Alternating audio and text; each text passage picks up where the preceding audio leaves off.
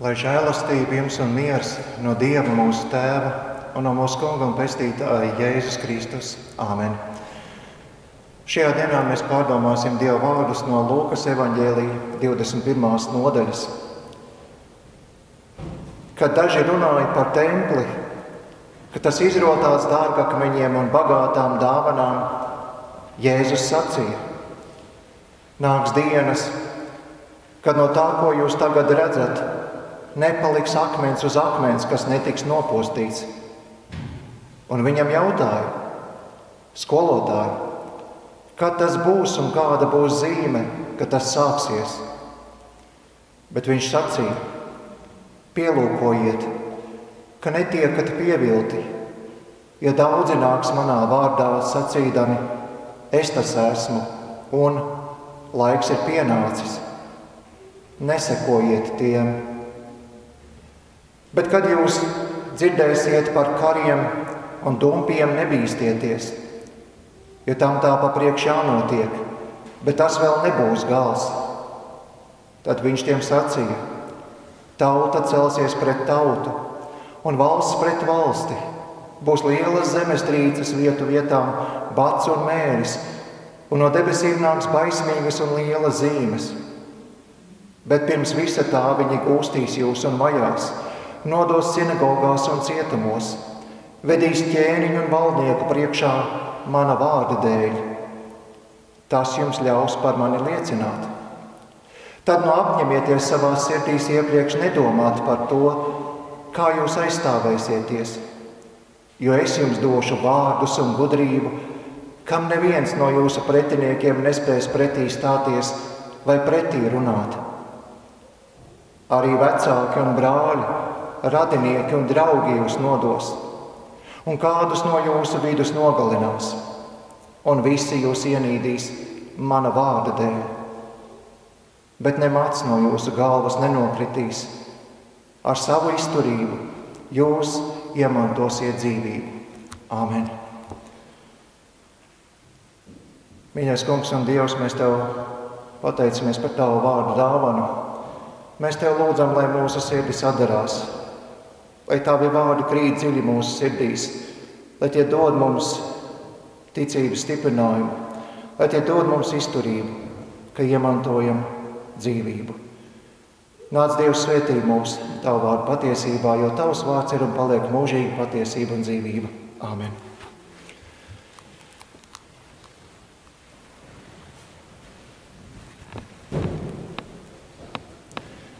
Varbūt jūs jau zināt, bet es tā pavisam īsi atgādināšu, ka mēs lietojam divus kalendārus. Viens ir tradicionālais gads, bet otrs ir baznīcas gads. Viens iesākas 1. janvārī, bet otrs ar adventa laika 1. svētdienu. Un te es vēlos norādīt, ka mēs esam pietuvojušies baznīcas gada izskaņai. Nākamā svētdiena būs mūžības svētdiena, kas ir kapu svētku un svecīšu vakaru īstais piepildījums. Un pēc tam ar 1. adventi iesāksies mūsu jaunais baznīcas gads. Bet kā tas tieši šim baznīcas gadam ir atbilstīgi, mēs tiekam pievesti pie tēmām, kas ir saistītas ar nāvi un mūžīgo dzīvību, ar pasaules galu un Kristus otrreizējo atnākšanu mūžībā. Mūsu šīs dienas svētdienas tekstā tiek izcelta tēma par laiku pirms Kristus otrreizējās atnākšanas. Un varbūt jūs jau saklausījāt to, ka Jēzus jau nerunā par kādu konkrētu datumu un laiku, bet gan par ārējām zīmēm pasaulē un baznīcā, kuras mums ir jāņem vērā. Jēzus runa un paskaidrojumi par pēdējiem laikiem tiek ievadīti ar mācekļu izbrīnu par lielo templi, kurā notika šie brīnišķie Dieva tautas dievkalpojumi. Tie brīnījās un skatījās uz krāšņo templi, ka tas izrodāts ar dārbakmeņiem un citādākām vērtībām. Bet Jēzus skatās šim templim cauri un pasaka kaut ko tādu, ko jūda tauta nekādi nevarēja pieņemt. Jēzus norādīja, nāks dienas, kad no tā, ko viņi tagad redz, nepaliks akmens uz akmens, kas netaps nopostīts. Jā, kā tas varētu būt? No vienas puses, kā tad varētu iznīcināt šo tam laikam tik vareno būvi? Un otrs, pilnīgi pamatoti, vai tad Dievs neceltos un neaizstāvētu savu namu? Vai tad nepiepildītos tas, ka ik viens, kas bez dievišķas atļaujas templī ieiet vissvētākajā vietā, nokrīt bez dzīvības? Un tomēr Jēzus savam toreizējam namam pasludina skarbu spriedumu. Šeit akmens uz akmens nepaliks, kas netaps nopostīts. Un mācekļi laikam jau nespēja tikt galā ar šo domu, un Jēzum jautā: skolotāji, kad tas būs un kāda būs zīme, kad tas sāksies? Bet Jēzus atbild uz šo jautājumu ir diezgan noslēpumaini, jo viņš it kā runā par laiku pirms tempļa sagraušanas, bet tajā pašā laikā Jēzus arī runā par laiku pirms viņa otrreizējās atnākšanas godībā. Tādējādi vienas zīmes attiecas uz tā laika cilvēkiem, bet citas attiecas uz mums, kas gaidām piepildāmies kristīgo cerību, ka visa šī grēka samaitātā pasaule paies un mēs iemantosim jaunu zemi un jaunas debesis. Bet starp šo vispārējo atjaunošanu kā galvenā robežšķirtne stāv Dieva tiesa, kurā Kristus tiesās dzīvos un mirušos. Jā, bet ko tad mums darīt? Jo varbūt jūs jau zināt, ka lielā Jeruzālēmas tempļa jau vairs nav. Tas tika 70. gadā nopostīts. Ko mums darīt? Šeit tad mums ir jāņem vērā daudzie pestītāji pamudinājumi būt nomodā. Būt nomodā par sevi, par savu ticību. Pats galvenais būt nomodā par savu ticības apliecību, jeb kristīgo mācību. Nekad patiesā kristīgā draudzē kristīgās mācības jautājums nav bijis otršķirīgs, ka mēs varētu piekrist un runāt tā, kā daudz to dara mūsdienās. Tu tici tā, tas ir labi. Es savukārt atkal ticu citādāk, un tas arī ir labi. Kāds sacītu, ka patiesība ir relatīva, bet dievišķā patiesība ir melnbalta. Tā ir vainu. Vai nu Jēzus ir vienīgais ceļš, patiesība un dzīvība, vai arī viņš nav? Vai svēto rakstu mācība ir gaisma uz mūsu dzīves ceļiem, vai arī nav? Bet šī dievišķā patiesība, kas attiecas uz mūsu grēku piedošanu, miesas augšām celšanos un dzīvi mūžībā, ir melnbalta. Šī patiesība ir līdzībā sakot, kā tāda atslēga, kura perfekti sadar kopā ar slēdzeni. Vai arī mēs to varam salīdzināt mūsdienās ar PIN kodu, kur ja mēs telefonā pareizo PIN kodu neievadām, tad iekšā savā telefonā netiekam. Kā šādā PIN kodā, kuru mēs ievadām telefonā, nedara līdzīgi cipari. Vai arī varbūt tāda, kā mums patīk. Tā arī mūsu dzīvē nedara kaut kas līdzīgs Jēzum.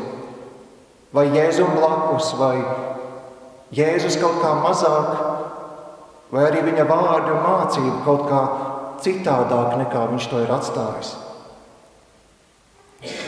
Tāpēc vispirms galvenā modrība kristīgajā draudzē ir saistīta ar Kristus un viņa apustuļu atstāto mācību. Un to mēs īpaši varam ieraudzīt, Jēzus runās par pēdējiem laikiem pirms viņa atnākšanas godībā. Arī šīs dienas pēdējā tekstā no Lūkas evaņģēlija Jēzus savu atbildi iesāk ar vārdiem: pielūkojiet, ka netiekat pievilti, jo daudzi nāks manā vārdā sacīdami: es tas esmu, un laiks ir pienācis. Nesekojiet tiem. Un tad tikai pēc tam, pēc šī brīdinājuma, seko citas lietas. Būs kāri, būs dumpi, būs lieli valstu strīdi un nesaskaņas, būs zemestrīces, bats un mēris. Un tad vēl arī viltus baznīca vajās patieso baznīcu, viltus draudze vajās īsto Kristus draudzi. Viltus draudze gūstīs un vajās, vilks uz tiesām valsts priekšā, un pat ģimenes locekļi būs nodevēji. Un mums varbūt tā pavisam cilvēcīgi šķiet, ka karš, mēris un vajāšanas, tā ir tā lielākā nelaime. Bet tā tas nav, ne karš, ne mēris, nav tā lielākā nelaime. Lielāko draudu Jēzus iezīmē ar vārdiem: pielūkojiet, ka netiekat pievilti. Pievilšana ir lielākā nelaime. Tā ir lielāka par karu un mēri. Jo ne karš, ne mēris Kristus draudzē nekad nav bijis šķērslis. Jo baznīcas vēsturē mēs ļoti labi redzam, ka tieši, kuri bijušas vajāšanas, tur kristīgā draudze nevis samazinājās, bet palielinājās 10 reižu. Piemēram, komunistiskajā Ķīnā vēl pavisam nesen, pārdesmit gadus atpakaļ, kristieši bija daži tūkstoši, bet tagad jau tie ir miljoni. Jā, šīs ārējās lietas, sāpes un vajāšanas ir nepatīkamas. Tā tas ir, bet tās nav bīstamas dvēselē. Īstās problēmas kristīgajai draudzei sākas tur, kur tā aiziet prom no Kristus mācības un mēģina sadzīvot ar maldiem, un ne tikai sadzīvo, pat mēģina tā kā sadraudzēties ar citu reliģiju un filozofisku domu uzskatiem. Un tad mums atkal, kā Kristus draudzē, ir jāsauc: Kungs, apžēlojies par mums.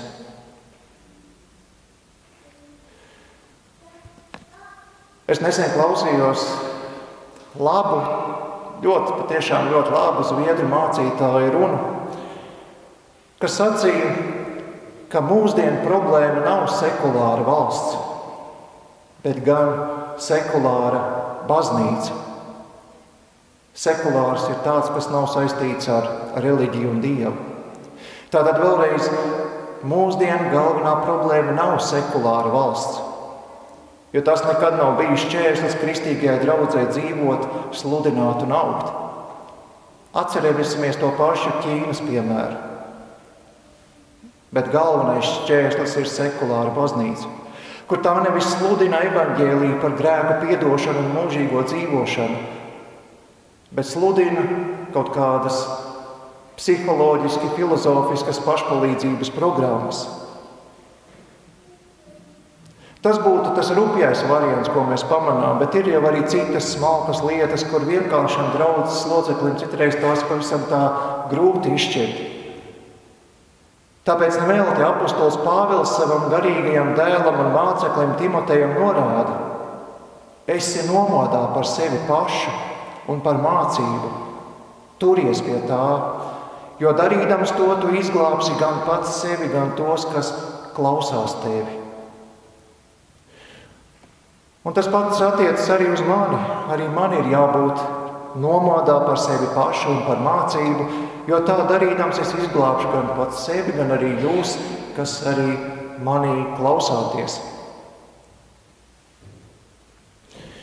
Un kādreiz jau var domāt, ko var ņemties tik daudz un skaldīt matus pa visādiem sīkumiem, Bieži vien jau tas tiek adresēts luterāņu virzienā, ka jūs jau te visu laiku pret kaut ko protestējat un kasaties, vai tad mēs nevaram dzīvot mierā un saskaņā? Vai tad mēs nevaram domāt tikai par to, kas mums ir kopīgs? Nu, nevajag domāt par to, kas mums šķiet. Domāsim par pozitīvām lietām. Līdzībā sakot, mēs to arī varētu sacīt zivīļi. Nu, nedomā par nekādu āķi, nebaidies. Domā tikai par to garšīgo kumosiņu, kur tu vari dabūt. Āķītis tāds neliels un pavisam nav bīstams, bet gardums taču ir tik liels un kārdinošs. Jēzus norāda, ka pēdējo laiku zīme būs tā, ka daudzi nāks viņa vārdā sacīdami, es tas esmu, laiks ir pienācis. Daudzi sacīs, mēs taču esam īstie pareizie kristieši, mēs zinām, kā lietām īsti ir jābūt. Mums ir pareizākā mācība par Kristus otrreizējo atnākšanu. Un uz to Jēzus pavisam īsi piebilst, nesekojiet tiem. Nevis analizējiet, diskutējiet, meklējiet kopīgo, bet nesekojiet. Arī Jēzus māceklis Jānis savā vēstulē ir atstājis mums brīdinājumu vārdus. Viņš saka, ik viens, kas grib tiekties tālāk par Kristus mācību un tajā nepaliek, ir bez Dieva. Kas paliek mācībā, tam ir gan tēvs, gan dēls. Nu, tas ir nopietni. Tieši tāpēc jau arī Luters un citi mūsu ticības tēvi bija tik nepiekāpīgi savās sarunās ar Romu un citiem novirzieniem. Jo piekāpība Kristus mācības jautājumos, kas varbūt sākumā šķiet tādi nebūtiski, var aizvest prom no Dieva. Un kaut ko tādu mēs atļauties nevaram. Un ja tas ir tā, ka mēs tad liekamies tādi, kas kasamies par liekas tādām nebūtiskām lietām, tad piepildās tas, ko Jēzus tālāk saka, un visi jūs ienīdīs mana vārda dēļ. Nu jā, pasaule, kura mīl savu grēku, un tie, kas grib sekot saviem maldu ceļiem, tie ienīdīs. Bet Kristus draudzē ir dots apsolījums, kur Jēzus saka, nebīsties tu mans mazais ganāmais pulciņ, jo tēvam ir labpaticis dot jums valstību. Kristus draudze ir krusta draudze. Tā palikdama uzticīga Jēzus vārdiem, ar vienu no pasaules un dažādiem maldinātājiem piedzīvo nepatikšanas un spaidus. Bet kur ir krusts, kur mēs sastopamies ar vajāšanām, ciešanām, pārbaudījumiem, tur ir arī dzīvība.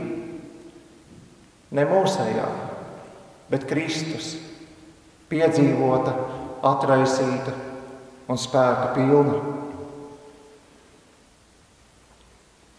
Un noslēdzot, es vēl vēlos šo savu iepriekš sacīto tā iekrāsot ar Jēzus vārdiem, kurus mēs atrodam Jāņa atklāsmes grāmatā. Jēzus saka, es zinu tavus darbus, jo tev ir vārds, it kā tu būtu dzīvs, bet tu esi miris. Mosties un stiprini to, kas vēl nav miris, jo es neatradu tavus darbus pilnīgus Dievu priekšā. Atceries, ka tu esi saņēmis un uzklausījis mācību, un tad nu turi to un atgriezies. Ja tu nebūsi nomodā, es nākšu kā zaglis, un tu nezināsi, kurā stundā es nākšu pie tevis.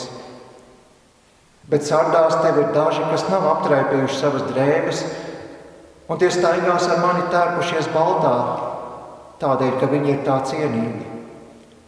Kas uzvarēs, tiks ietērts baltās drēbēs, un viņa vārdu es nekad neizdzēsīšu no dzīvības grāmatas.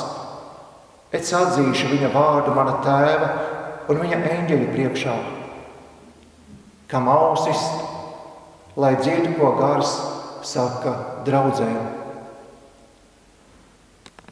Jēzus saka, tev ir vārds, it kā tu būtu dzīvs, bet tu esi miris. Tu nes kristieša vārdu, bet vai tajā ir dzīves saturs? Un kas ir šis dzīvais saturs un kā to dabūt? Atceries, ka tu esi saņēmis un uzklausījis mācību, un tad turi to un atgriezies.